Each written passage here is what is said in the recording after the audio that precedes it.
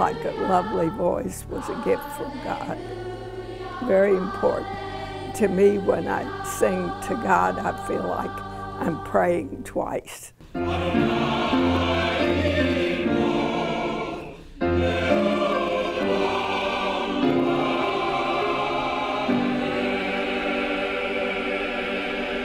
Well, there are thousand-year-old passages in the Jewish tradition that describe music as the ultimate form of prayer. Oh, music is everything. Always, it's just everything. You could take the most beautiful bumping up of spoken syllables next to each other, and it will not compare to the way that music can lift the human soul and spirit. All I had to do was say the choir. My husband would say, go. He didn't know whether it was to choir practice, a trip, or what. But choir was always a very important part of my life. Two primary forms of spirituality, music and silence. It's hard to talk about Jewish spirituality without speaking of Jewish music. The word is so important in Jewish life, and music illuminates those words. Music is my main focus, and the choir has always meant so much to me. It was like there was just no thinking about it. There's a junior choir, I want to sing in it, and I did. Music has been so important. And where was I getting that music? Was through the choir. I need music to hear, to uplift me, to educate me, to help me go beyond myself to the God who calls us to prayer, to the beautification of the service, not through just ritual art, but through ritual music that just takes me to another plane of being. One day I got a phone call from Rabbi Lefkowitz's wife, Sadie, and she said it was my duty as a young wife in the congregation to sing with the sisterhood ladies on Saturday morning. So Saturday morning I started singing with sisterhood ladies that were the age of my grandmother. And here I was 19, and that was some experience for me. And she had these girls, she called them. Of course, they were all 65 or over, but they sang every Saturday morning with an open choir loft in the old temple.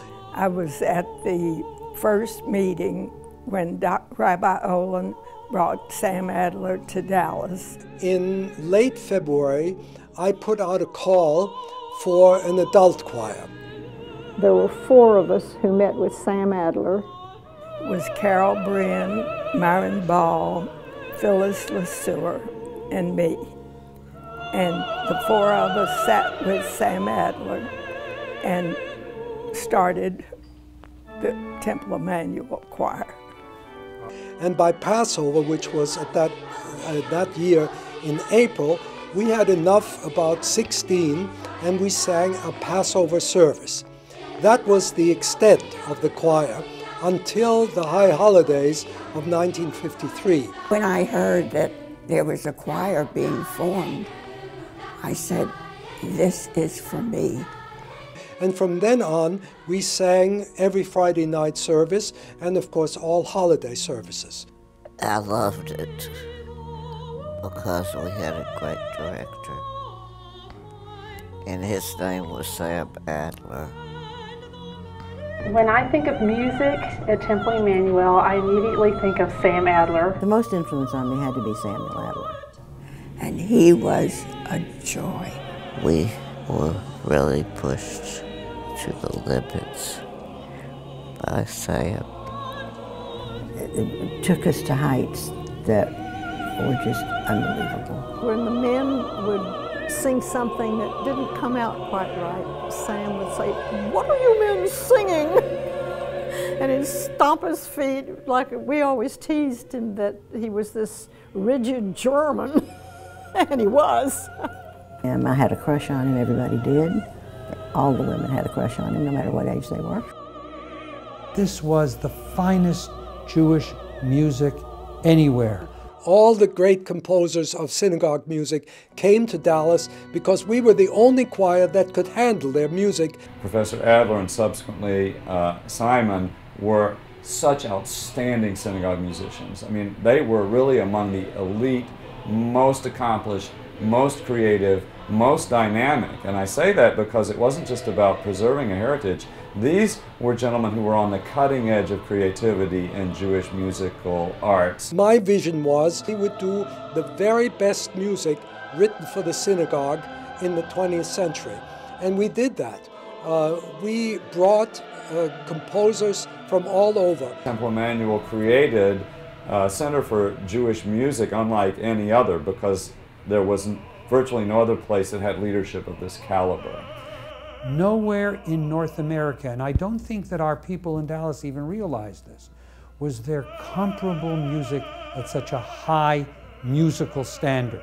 That's not to diminish any other synagogue's music. It's simply to say this was something different. It was not replicated anywhere else.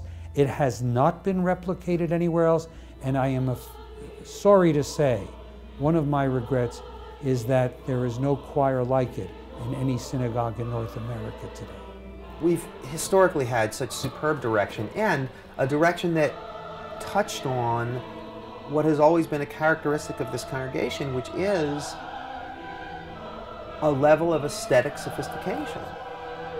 And that aesthetic sophistication comes through in worship. This congregation is very special, and was when I came, because members were leaders in the arts community, and they were very, very supportive of music and artistic expression. I can't say enough about Simon Sargon. Everyone loved this man. You see, I couldn't be a cantor because I don't have a voice, but I could fulfill the cantor's role of being the representative of the congregation to God, because I could make the choir speak for me and sing for me and convey the depths of what I felt about these prayers, even if I couldn't with my voice. So it's not just the grandeur of the music, it was the grandeur of the human soul which came through because of Simon and everything he did. We never sang a song in ignorance. To sing it with feeling, with emotion, you had to know what you were singing. None of us were Hebrew scholars. We didn't know what we were singing. Even though we didn't understand it, we understood it. You know what I mean? I remember doing a piece of Simon's. It was a brand new piece, and it was Matovu. It's the discovering of the community as you walk up to the land and you see this community, which is kind of what the choir is. You know, you're not just saying Matovu, but you're saying Matovu. And that I remember actually both of them, Simon and the cantor, very big on this feeling that comes over you when you see the gates, when you're saying the words. And because when we're saying the words with the feeling behind it, the congregation is feeling it too. Rehearsal was not just correcting wrong notes, it was opening up to an entire exploration of Jewish liturgy and Jewish prayer. There was not one session with the choir that went by, one rehearsal, without Simon actually teaching them the meaning of the text, how it came to be in the prayer book, what it could mean, and how they could use it. Your name, Rosalie? Hi, Rosalie Alexander. And then we started going on trips out of the country. We went to Israel. I'm Sarah Yaron. Everybody had such a good time. So whether it's being an ambassador just a few miles away downtown, or traveling to Israel, or to Budapest, or to Vienna, or to all the places they've been, and offering that, it's not just, hey, look at us. It's a gift that this congregation, that these members of the choir give to the worldwide Jewish community. Hi. Give me your name. Thank you, Blanche. Carol Friend. Your name? Susanna Fox. Thank you. And those trips were wonderful. We got to really know one another when you're in, you know, every day you see people when they're good and when they're bad, and you love them anyway. I had put together a program very carefully of Israeli music, Yiddish music, and American Jewish music to offer to Israeli audiences. It was the time when Dynasty was so big, and in Israel, Tuesday night or whatever night it was, the whole country went dark watching Dynasty.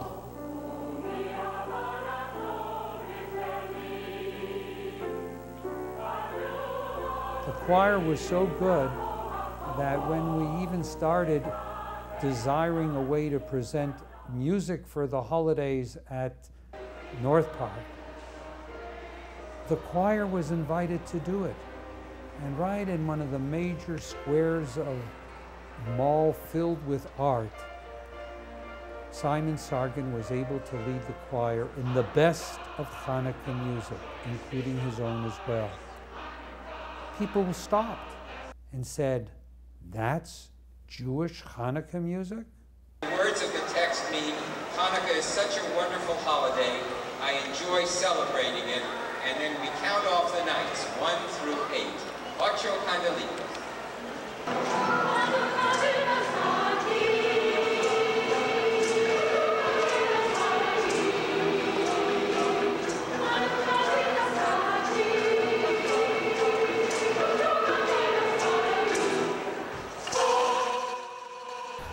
The members of the choir are what in other language we would call a chavurah. They're a subset of the community whose members are deeply devoted to each other, and not just in what they offer to us. The camaraderie in our choir is absolutely amazing. When something good happens, we're happy for them. When something bad happens, we are sad for them. When a member of the choir is in mourning, you never have to worry about if there's going to be enough people at the house that night. So their devotion and love for each other is not irrelevant to what we hear when they sing. I believe that they're part and parcel of the same package. Involved with the other people. And they loved me. And I loved them. The choir's kind of given me a home. The people in the choir are definitely my friends who've known me my entire life. They are people who my father worked with, but also his treasured friends. Some of his very oldest, best friends are still in the choir now. We had parties in between services on Rosh Hashanah and so on and so forth, because it was truly a tightly knit family. My children said, "Mother, how do you want to celebrate your birthday?" And I said, "With my choir family." The melodies were magnificent because these were human beings, first and foremost, Jews who cared about each other and shared that caring through everything that they did. Rabbi Oldham, when I first came there, said, "Look, Sam, if you don't sing a great anthem before I get up to speak, I just can't hold a sermon." And that was my criteria. If my leadership touched anyone, in good measure it was because I was uplifted by the music of the songs and the souls of the choir members. So to watch the faces in the congregation, to watch people's shoulders relax as the sound soothes them, is sort of ballet. And we get to see it. It's our privilege. And so we're able to actually witness the impact of the sound on the worshiper. You could just feel the congregation hearing it and breathing it and looking up, and even more so because they're very big on community singing and everybody joining in. And there are the times where the congregation listens and lets the mood fall all over them, and there's the times where the congregation joins in and sings with us. There are really two great traditions that we are heirs to. One is the role of music in giving us a sense of the transcendent God, of the transcendent spirituality, of that which uplifts us and takes us beyond where we are. That's one thing, and that the choir and the choral tradition at Emanu-el was about. There's another need we have, to be able to sing and share our own souls in prayer, to clap, to participate, and to get rid of some of the Jewish stiffness and lack of rhythm which sometimes exemplifies some of the things we do. The insistence on keeping the choir in the mix and not seeing contemporary worship and choral contribution as somehow mutually exclusive. That is where we lead. I think the answer for the modern world is both, not just one. There are pieces literally being created every month for the future of synagogue music in which choir and singing in harmony play extremely important parts. So I'm kind of emboldened to say that we're really in the leadership of Jewish choral music renewal at Temple of Emanu-el. My hope for the future is that we will not sustain the choir, but that we will sustain choirs and choirs and choirs.